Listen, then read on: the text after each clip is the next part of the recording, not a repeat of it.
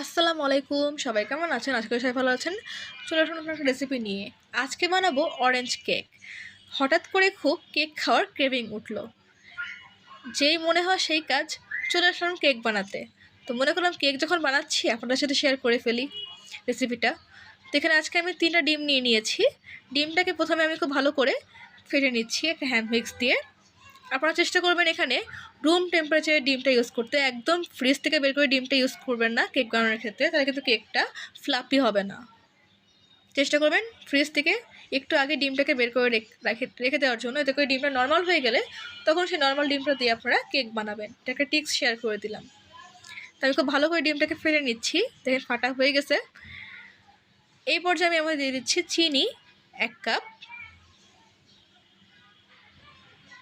দেখুন চিনিটাকে আমি খুব ভালো করে ডিমের সাথে মিক্সড করে নিব। অবশ্যই মেক শিওর করবেন যাতে ডিমটার সাথে চিনিটা একদম প্রপারলি মিক্সড হয়ে যায়। চিনি কিন্তু দলা দলা থাকা যাবে না, একদম মিক্সড করে ফেলতে হবে। তো দেখেন আমি ভালো করে মিক্সড করে নিয়েছি চিনিটাকে, এবং ডিমটার কালার কিন্তু আস্তে আস্তে একটু ফ্যাকাশে হওয়া শুরু হয়েছে চিনিটা গলে যাওয়ার কারণে।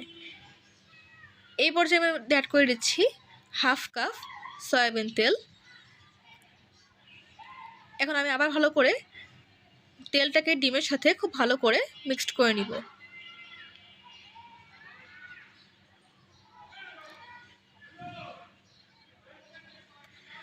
তারপরে যদি এরকম মাঝে মাঝে কেক খাওয়ার ক্রেভিং ওঠে, বাসায় খুব কম উপকরণ দিয়ে আপনারা খুব ইজিলি এই কেকটা কিন্তু তৈরি করে ফেলতে পারবেন।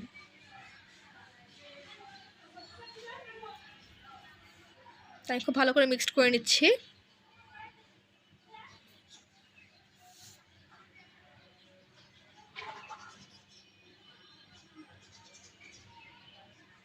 তেজে খুব ভালো করে মিক্সড করে নিয়েছি ডিমের সাথে। এই পর্যায়ে আমি এর মধ্যে দিয়ে দিব ময়দা 1.5 কাপ। তাই আমি পুরোটা একবারে দিচ্ছি না, অল্প অল্প করে দিয়ে জিনিসটাকে মিক্সড করে নিচ্ছি, এবং খুব সাবধানতার সাথে মিক্সড করবেন যাতে দলা পেকে না যায়।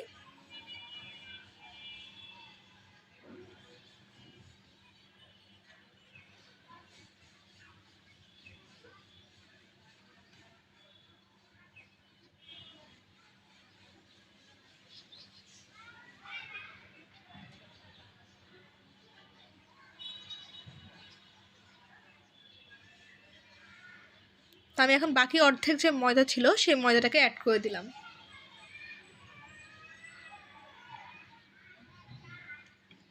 তাই আমি পুরো 1.5 কাপ ময়দাটাকে 2 ভাগ করে হাফ হাফ করে খুব ভালো করে ডিমের সাথে মিক্সড করে নিচ্ছি, যাতে দলা পেকে না থাকে।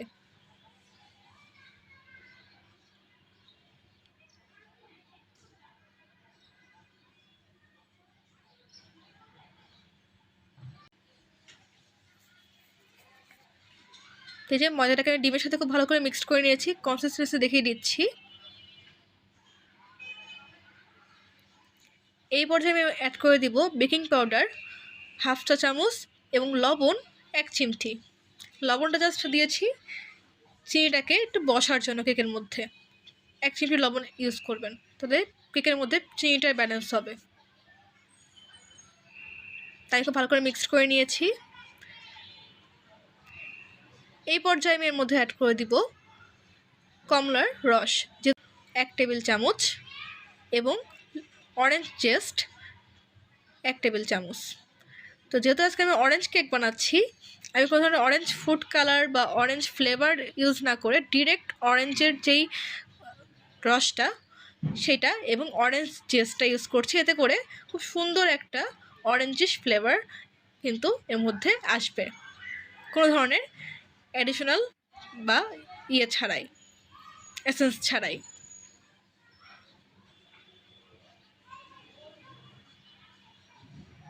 মিক্স করা হয়ে গেছে। এখন আমি একটা বাটিতে খুব ভালো করে তেল ব্রাশ করে নিয়েছি, যে বাটিতে আমি কেকটা বসাবো, এবং সেখানে এরকমভাবে ফার্স্টেই কাগজ দিয়ে দিচ্ছি।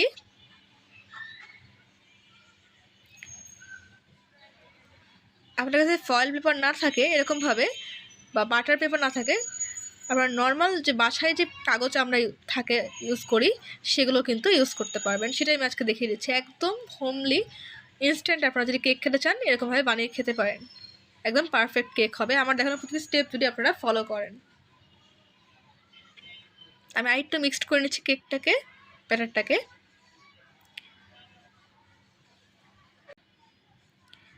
তো আমি এখন মোল্ডের মধ্যে পুরো ব্যাটারটা দিয়ে দিচ্ছি।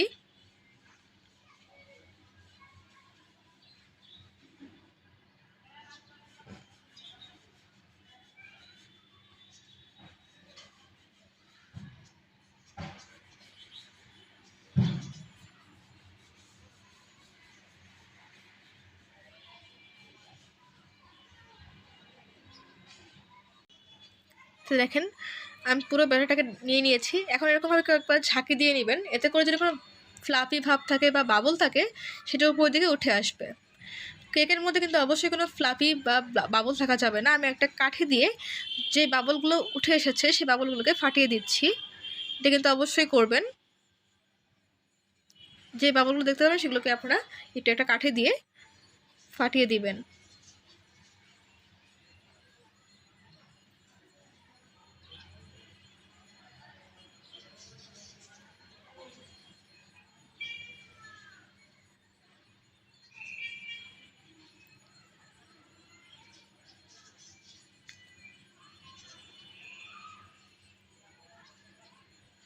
এখন আমি এটাকে ঢাকনা দিয়ে খুব ভালো করে ঢেকে দিচ্ছি এবং এটাকে আমি এখন চুলায় দিয়ে দিব। আজকে কিন্তু আমি চুলায় কেকটা বানাচ্ছি।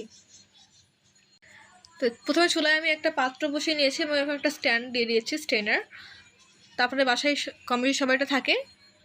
তো আপনারা প্রথমেই এই হাঁড়িটাকে, যে হাঁড়িতে কেক বসাবেন, এটাকে 10 মিনিটের জন্য গরম করে নেবেন, যেরকমভাবে আমরা ওভেনকে প্রি হিট করে নিই সেরকমভাবে। তো কেকটাকে দিয়ে এখন আমি আবার ঢেকে দিচ্ছি। চুলার ফ্লেম কিন্তু একদম মিডিয়াম থাকবে। তো দেখেন 35 মিনিট পর আমি কেকটাকে চেক করতে আসছি। কেকটাকে আমি চেক করলাম, একদম পারফেক্টলি ডান। তো কেকটা ঠান্ডা হওয়ার পরে আমি এটাকে এখন মোল্ড আউট করে নিচ্ছি। এর পাশে যে কাগজগুলো, এগুলোকে আমি খুব কেয়ারফুলি আস্তে আস্তে খুলে নিচ্ছি। কেকটা কিন্তু অনেকটা সফট এবং ফ্লাপি হয়েছে, আপনারা দেখেই বুঝতে পারছেন।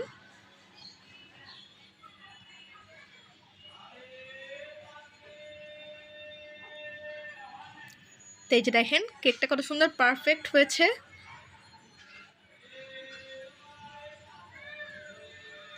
তো আপনারা যদি চান আমার দেখানো প্রতিটি স্টেপ ফলো করে সেম ইনগ্রিডিয়েন্টস দিয়ে আপনারাও ইনস্ট্যান্ট বাসায় বেকারি স্টাইলে কেক কিন্তু এরকমভাবে বানিয়ে ফেলতে পারেন খুব ইজিলি। এখানে কিন্তু আজকে কোনো ক্রিম, কোনো এসেন্স, কোনো কিছু ইউজ করিনি, জাস্ট নর্মাল আমাদের বাসায় যে জিনিসগুলো থাকে সেগুলো দিয়ে ইনস্ট্যান্ট একটা কেক বানিয়ে দেখিয়েছি, অরেঞ্জ কেক। তো হোপফুল আপনাদের ভিডিওটা ভালো লেগেছে। যদি ভালো লেগে থাকে চ্যানেলটিকে অবশ্যই সাবস্ক্রাইব করবেন, ভিডিওতে লাইক করবেন, কমেন্ট করবেন, শেয়ার করবেন। যারা ট্রাই করবেন অবশ্যই কমেন্ট করে জানাবেন আপনার কাছে রেসিপিটা কেমন লেগেছে। তো যে আমি কেটে এটা দেখিয়ে দিচ্ছি, দেখেন কত পারফেক্ট হয়েছে। একদম স্পঞ্জিশ হয়েছে, একদম সফট হয়েছে কেকটা, পারফেক্ট কতটা। তো এ পর্যন্তই, আল্লাহ হাফেজ।